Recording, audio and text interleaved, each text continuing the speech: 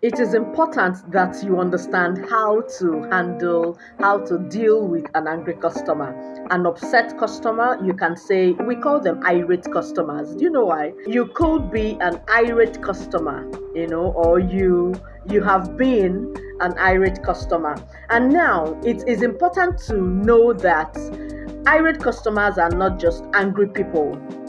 They are people that would have had chance to reach out to you because of a product or a service, and they were probably not attended to very well, or their needs were not met, or it's taking a long time to meet their needs. And in their own calculation, it's something that shouldn't take so much, but they realize that it seems like this is taking so much time. So that connotes to them, or that could connote to a customer, that he or she is not being taken serious, so he turns irate.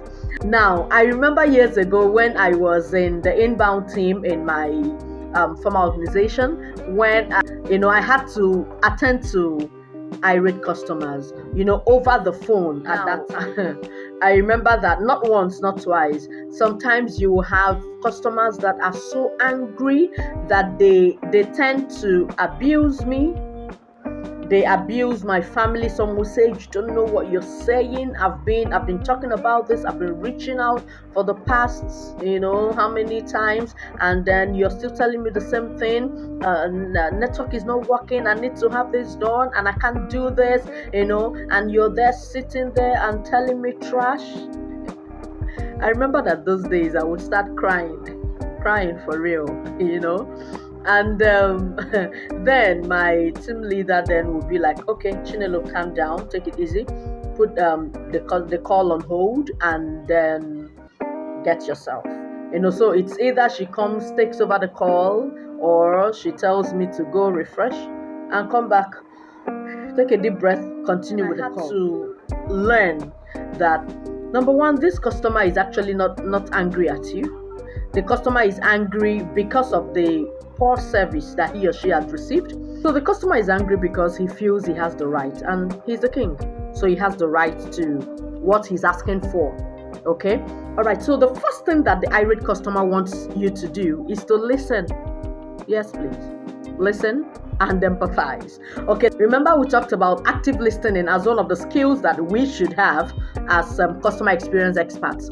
Okay, so a customer wants you to listen. When a customer is venting, we call it venting, not ranting. So when a customer is venting, he actually feels, "I need someone to hear me out. I need someone to understand what I am going through. I need someone to understand what I've been through. I need someone to understand that this has been so frustrating. Yeah, so I'm here to listen." Okay, so but while you are listening, remember that you also have an average handling time. Yeah, it's part of your metric. So you also have a time frame that you need to give each customer. You understand what I mean? So while you're listening, also know where to interject, not interrupt. All right. Now, while you're listening, if it's a physical conversation, it's better because you're using non-verbal, communication too, to let the customer know that you are listening.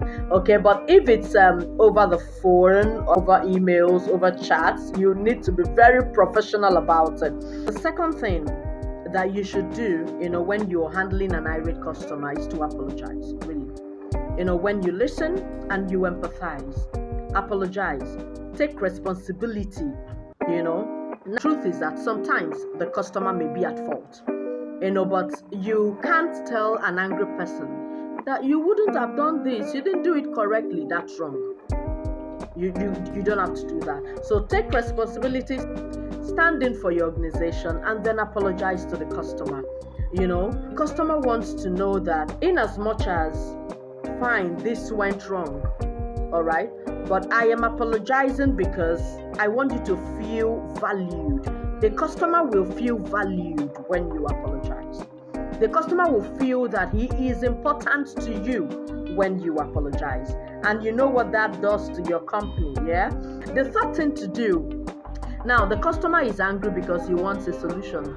not for you to apologize and to listen and to empathize. Fine, you have done all of these things because you have to acknowledge you have to acknowledge the reason for his anger. You understand? The next thing, follow up immediately with proffering a solution or options. Sometimes customers may ask you for things that are completely out of the company's policy, completely different from what the company can render, completely different from services and products that you have. So, but because you have very good knowledge of your services and products, okay, you can proffer an option, like let him know that after empathizing, apologizing, let him know that these are the options you have available, and you'll be very glad to assist him activate this. You'll be very glad to help him or her with this. You understand? Okay, but if it's something that you can resolve, if it's a refund, if it's something that you can resolve, why not follow up with a solution immediately and let the customer smile? Sometimes I'll hear my customers say, "Oh, I wish I didn't say the things I said earlier." As customers have told me that severally. I was frustrated, and so I had to say the things I said. I'm so sorry about this, Nelo. I'm glad you're making me laugh. I mean, that is it.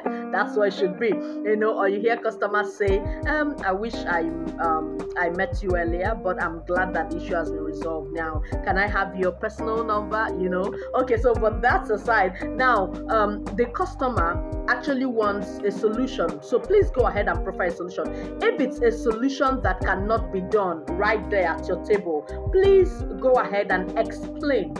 Tell the customer that right now I may not be able to fix this, but I can assure you that I'm going to escalate this. Don't use escalate because it's a jargon, all right, in the field. So, and it's wrong to use a jargon for someone that is a layman. You understand what I mean? So let the customer know that immediately on my table I may not be able to resolve this, but I can assure you that I'm going to follow up and ensure that this is resolved. It's your colleagues that can handle that issue and ensure you follow up. Now, sometimes for the customer to believe in you, I will always say that when I meet an irate customer, it's an opportunity for me to build trust and loyalty. So when I meet an irate customer, I assure the person and then I make a promise, yes, on my name. And I'm like, okay, fine, I understand that you have reached out to us severally concerning this, but I'm going to bring a permanent solution to this.